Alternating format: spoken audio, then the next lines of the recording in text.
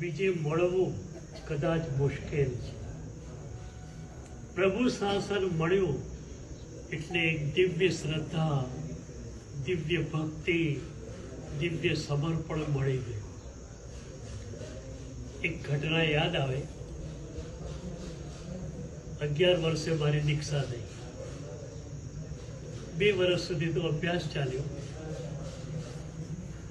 વોરવા જવાનું મારે હતું નહીં. 2 વર્ષ પછીની એક સવારે ગુરુદેવે કહ્યું, યશો વિજય, તારે વોરવા જવાનું છે.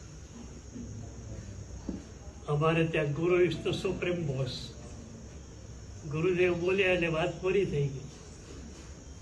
મેં કપડો ઓઢ્યો, ગામડી ઓઢી, પાત્રા હાથમાં લીધા, દાંડો લીધો, વોરવા માટે ચાલ્યો. પહેલું જ જે ઘર આવ્યું એ ઘરની ડેલીએ પ્રવેશતા હું ધર્મલાભ બોલ્યો. રસોડામાંથી શ્રાવિકા માતાએ કહ્યું, ગુરુદેવ પધારો. હું અંદર ગયો. બાલમુનિ તરીકે મને જોયો.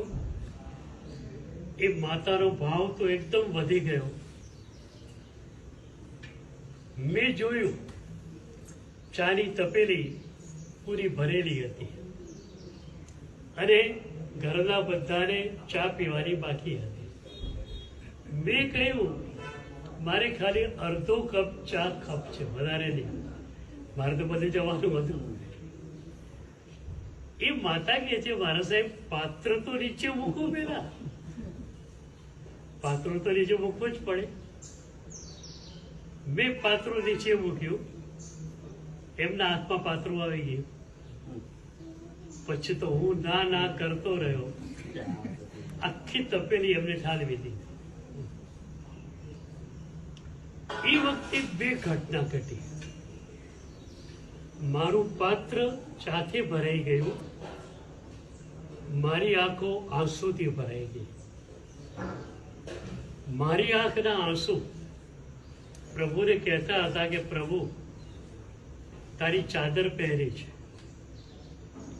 પણ તારા આજ્ઞા પથ ઉપર કેટલો ચાલુ છું એ તો મને જ ખબર છે.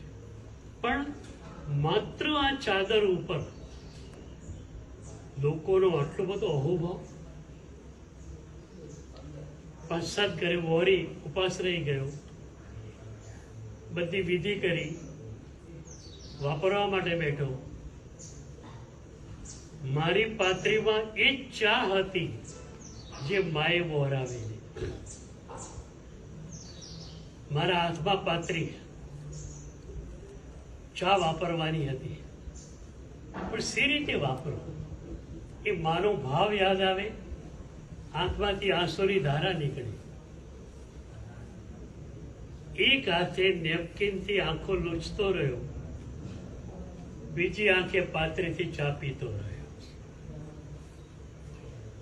આ શ્રદ્ધા, આ ભક્તિ તમારી પાસે છે, કારણ પ્રભુનું શાસન તમને મળ્યું છે. આ શાસન મળ્યું એ તો જ્ઞાન થઈ ગયા.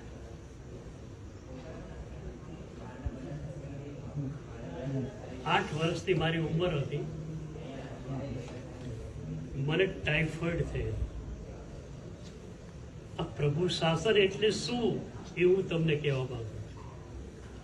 ટાઇફોઇડ થયો. અમારા ગામમાં હોસ્પિટલ સારી નહીં. બાજુના ટાઉનમાં હોસ્પિટલ સારી હતી. ત્યાં મને એડમિટ કરવામાં આવ્યો. 7 અઠવાડિયા થયા. એ વખતે ક્લોરોફોનિકલ ડ્રગ્સ નહોતી.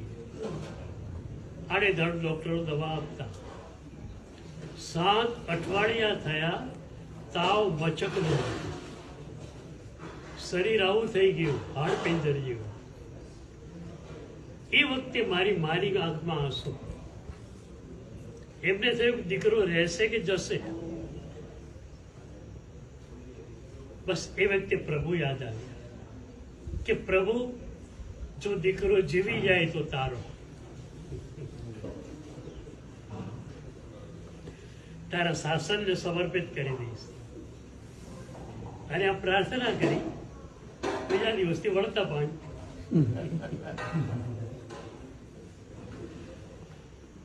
પ્રાર્થનાને હું ફાસ્ટેસ્ટ વર્ક કરનારી ઘટના કહું છું. તમે સ્વિચ ઓન કરો અને પંખો ફરફરે, એમાં પણ વચ્ચે પ્રતિ સેકન્ડ લાગે છે. પ્રાર્થના ઓન ધેટ વેરી મોમેન્ટ સક્રિય બને છે. બીજા દિવસથી વળતા પાણી. પછી માએ કહ્યું કે બેટા, મેં પ્રભુને પ્રાર્થના કરેલી કે દીકરો જીવી જાય તો તારે દીક્ષા લેવાની. નથી ઓકે માં, તૈયાર. તારી બીજી સેવા હું શું કરીશ? બસ તું કહીશ તો દીક્ષા લઈ લઈશ. ઓમકારેશ્વરી મારા સાહેબ કાકા મહારાજ, એમની પાસે ટ્રેનિંગ લીધી અને 11 વર્ષની ઉંમરે દીક્ષા થઈ. આ આપણું શાસન છે. એ શાસન તમને મળ્યું છે. ખૂબ ખૂબ આરાધના કરો, જીવનને સફળ.